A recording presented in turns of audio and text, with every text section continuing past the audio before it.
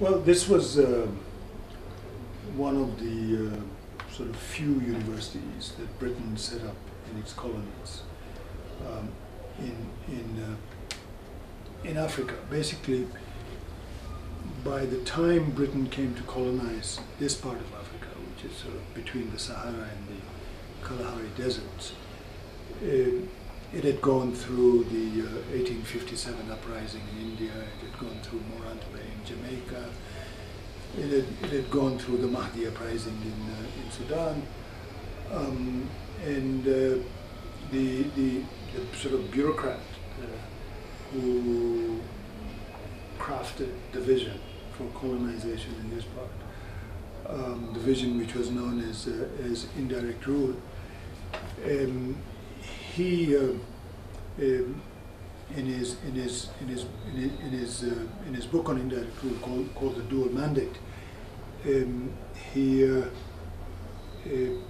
talked of avoiding the Indian disease, and the Indian disease, by the Indian disease he meant the educated class, because the educated class has aspirations of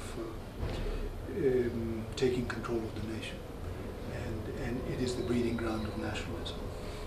So Britain created very few universities. Makerere was the only university created in East Africa in the colonial period. In the whole of Nigeria, there was only one university, University of Ibadan, 1,000 students, the colonial period. Nigeria, in the 30 years from 61 to 91, had 41 universities with 131,000 students. East Africa is similar if you look at the number of universities over the next 50 years after independence. It's large numbers. So Makerere was cast in this mold of the colonial university, which had aspirations of becoming something like University of London, which was affiliated to it.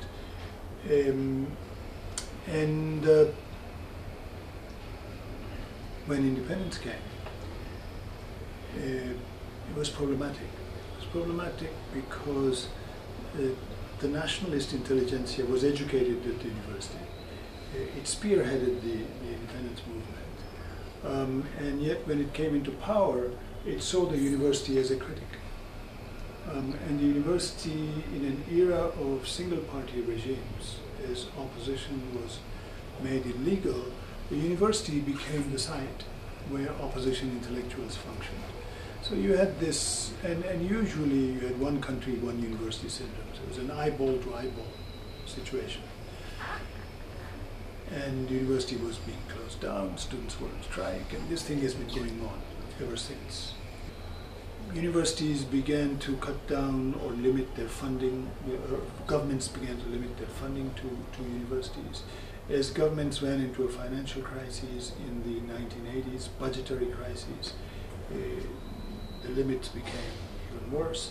And then eventually the World Bank and the IMF came in with conditionalities. That happened with the Museveni government here, which was the late 1980s. And the World Bank basically told the government that, look, your funding is to go into primary education, because the returns are much greater in primary education. Per unit of investment, you can educate a primary school graduate with 1/100th or even less of the money that would take to produce a university graduate. And the government bought the story, and they went into universal primary education and then universal secondary education, and not only cut, sort of stopped, but reduced funding to the university.